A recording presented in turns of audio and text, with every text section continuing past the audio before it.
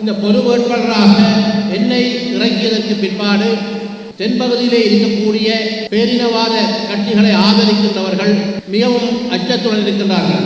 மலையக தலைவராக இருக்கக்கூடிய மனோ கணேசன் அவர்கள் கடந்த வாரம் கூறியிருந்தார், தமிழ் பொது வேட்பாளராக போட்டியிடுகின்ற அரியநேத்திரன் அவர்கள் வடக்கு கிழக்கிலே அவரின் பிரச்சாரத்தை மட்டுப்படுத்தப்பட வேண்டும் என்கின்ற ஒரு ஆலோசனையை கூறியிருந்தார். உண்மையிலே அது நல்ல ஆலோசனை. அவர் கூறுகின்ற கருத்தை நான் ஏற்கின்றேன்.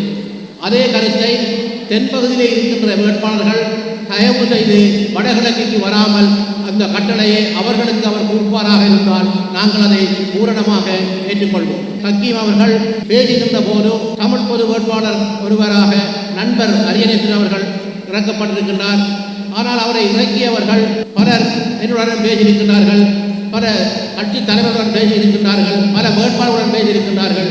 உண்மையிலே அவரை இறக்கியவர்களே அவர்கள் அவருக்கு வாக்களிக்க மாட்டார்கள். ரிஷாட் பதியுதீன் அவர்கள் கூறியிருந்தார், அரியநேத்திரன் அவர்கள் தோற்கடிக்கப்பட்டவர், அவர் இந்த தேர்தலிலே ஏன் போட்டியிடுகின்றார் என்று தெரியாது, இப்பொழுது இருக்கின்ற வெற்றி பெறக்கூடிய ஒரு ஜனாதிபதியை அவர்கள் ஆதரிக்கலாம் என்று சைத்தை ஆதரிக்குமாறு அவர் ஆலோசனை கூறியிருந்தார். எங்கள் மீது நீங்கள் அவதூறு கூற வேண்டாம், உங்களால் முடிந்தால் நீங்கள் பிரச்சாரம் செய்யுங்கள், எங்களின் கவலையெல்லாம் எங்களை ஏமாற்றியவர்கள் இனிமேல் ஏமாற்றக்கூடாது.